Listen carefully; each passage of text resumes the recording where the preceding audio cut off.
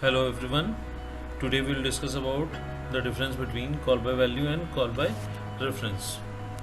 It is the second part of the chapter functions methods. Difference between call by value and call by reference.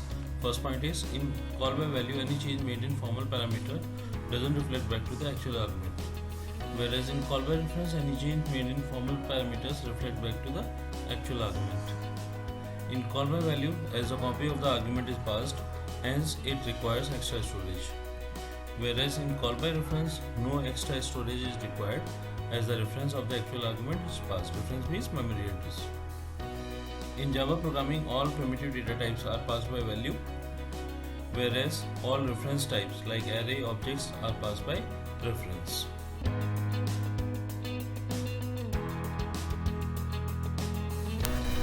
Here we have taken one example of class sample which will show the difference between call by value and call by reference. Here we have taken one instance variable n, you can see here. Then one parameterized constructor we have defined, that is taking one parameter x, and with the help of this x we are assigning value to n. Now we have defined two functions. One function is call by value. Here you can see in call by value the formal parameter is primitive data type. Now we can see when we locally change this parameter by incrementing its value and we are displaying this value, we will see how it will show the value. Another function we have defined, in this function in place of normal primitive data type we have taken class object. You can see the difference. In primitive data type variable name is preceded with data type. In object it is preceded with the class name. Now in this also we have incremented the value of that object value by ob.n++, and we will display this formal parameter too. Now we will see in main method we have taken one value from user as argument from main. Now we will first declare the object of the class.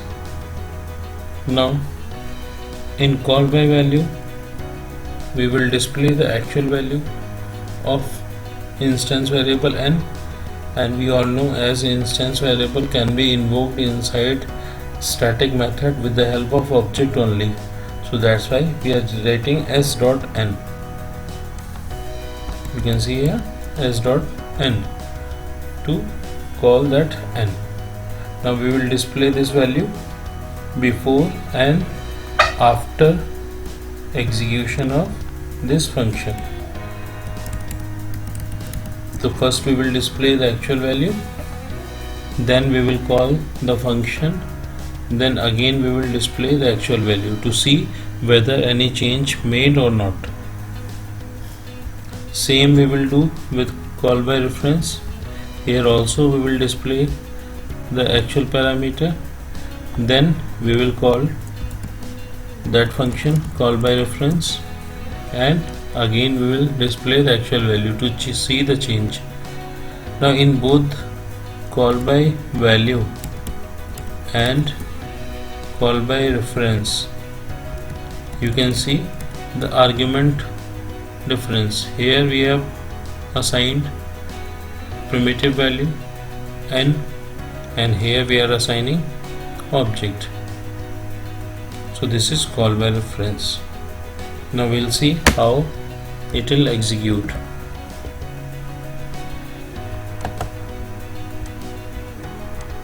With argument method it will ask you to enter value here only, so we'll pass suppose 20. Now you can see in call by value the value before calling method was 20.